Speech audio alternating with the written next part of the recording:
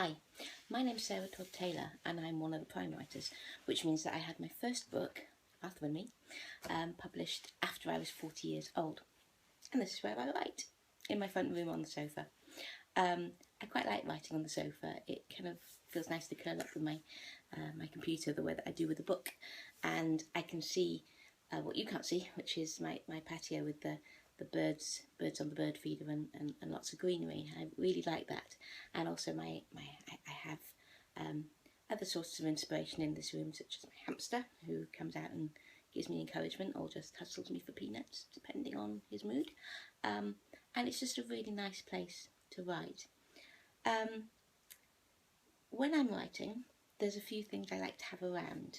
I always have one of my writing mugs. This is my go away, I'm writing mug, usually full of tea, not tea.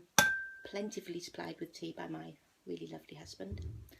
The other things I like to have are one of my notebooks. I'm a real stationery addict. I love stationery, and I particularly love pretty notebooks. And I'm a sucker for anything with kind of shiny pages or clasp or anything like that. Anything that feels like a real book.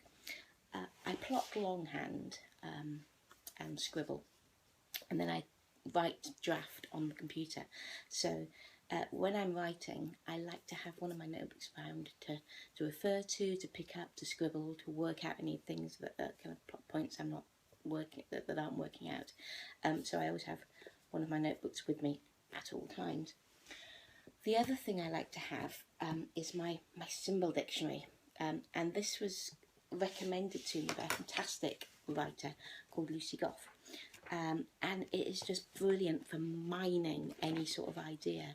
Lucy told me if you've got something that you keep coming back to in your writing, any sort of image, and for me that's mirrors. I'm always writing about mirrors. She said mine it, find out what it is about it that you find fascinating. And the symbol dictionary really helps, because what it does is you look up a word and it tells you what that image has meant throughout history and in different cultures, and it's just a mine of information and inspiration. So thank you, Lucy. I love this. The other thing I have for inspiration is a Pinterest board. I really love Pinterest. It's a place where you can just stick pictures of things that will inspire you for your writing. So I have one for each project I'm working on. And sometimes I don't need Pinterest because I have my own photos that I also use. So for Arthur and Me, because it was set in Harlech, which I visit a lot, and a lot of it was set in the castle, which I love to go to, I just used photos from my own photo stream. And I also used images from my old primary school for the school of the main character, Thomas. I try to write every day. I didn't always. I did when I was a child, every day when I was a child. And when I was a teenager, I used to write these books about this hapless king called Ferdinand. They will never see the light of day. But I wrote every day, I wrote loads. And then somehow I fell out of the habit, and life and other ambitions sort of got in the way. And it took some of those other ambitions not going as well as they could have done to make me take stock and sit back and think, well, actually you wanted to be a writer, so why are you not writing? And one thing that helped was doing NaNoWriMo, National Novel Writing Month, which is this great project where across the world people pledge to write 50,000 words in 30 days, and it's a wild, intense 1,600 words a day kind of write-a-thon.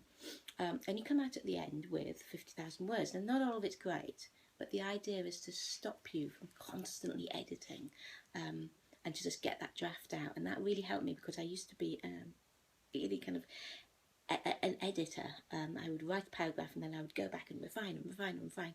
And there comes a point when you need to do that, but not in the first draft. And NaNoWriMo taught me that. It taught me that actually the best way to do it is to just keep writing, get it out, get it written, then go back and then start the editing work, which is a separate stage. And I was trying to do both stages at once. Then the next thing that happened was that in 2014, Firefly Press, who are a press based in Wales, put out a call for new books. They wanted books set in Wales for 7 to 9-year-olds. And I'd been toying with the idea of writing about the Welsh legends, because Wales is a country absolutely steeped in legend and story. Storytelling here is immense, it's great. And I wanted to write about King Arthur, because King Arthur, if you're Welsh, King Arthur is Welsh. And there is a legend that King Arthur is not dead, he is asleep somewhere in this country, and he will be woken when his country needs him.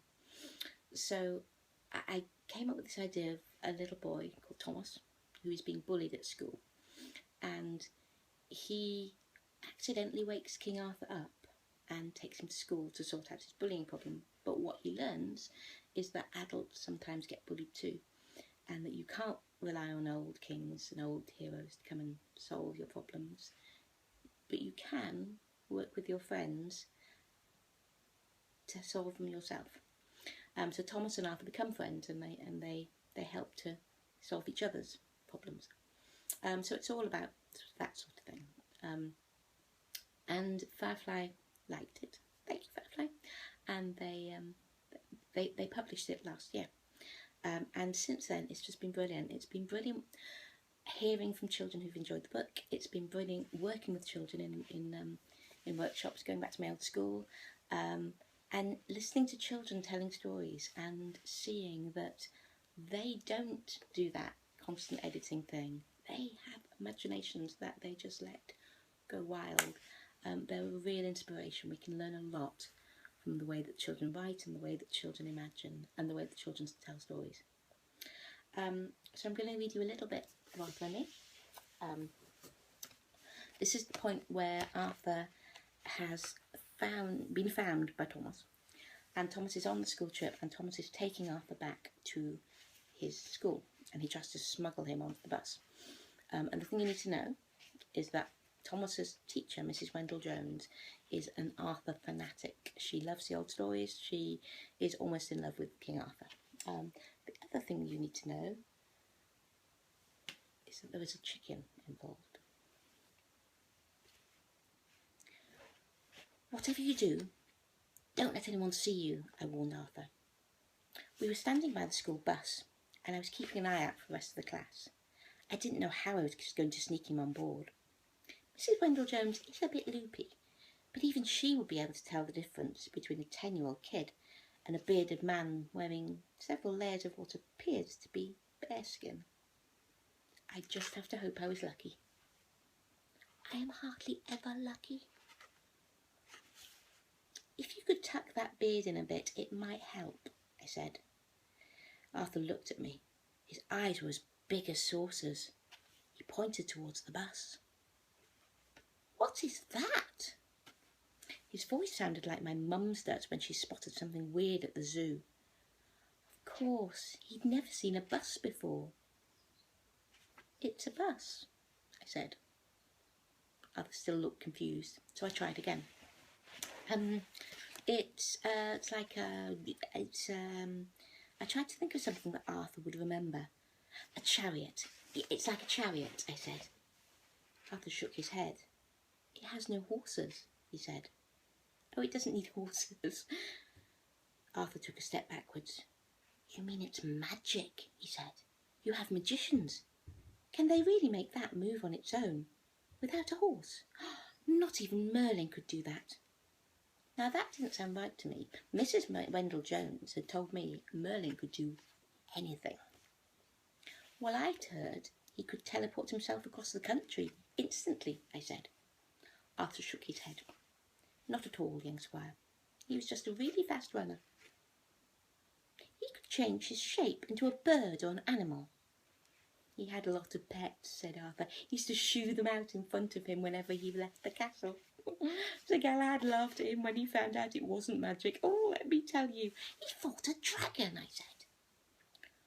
Arthur looked a little embarrassed. What did you call this again? He said, pointing at the bus. He did fight a dragon, I insisted. A bus, he said, stroking one of the wheels. A bus. Was it a bus? Well, did he? I was getting really peeved. He was definitely hiding something. Arthur looked at his feet. Wasn't a dragon. Not a dragon. Mrs. Jones told us it was a chicken, he muttered. No way.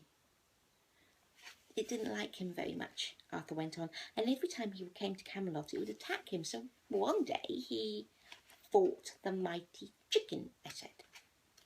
Arthur nodded. Poor chicken, I said. Merlin lost, said Arthur. That's just a little bit of Arthur and me. Thank you for listening, and thank you for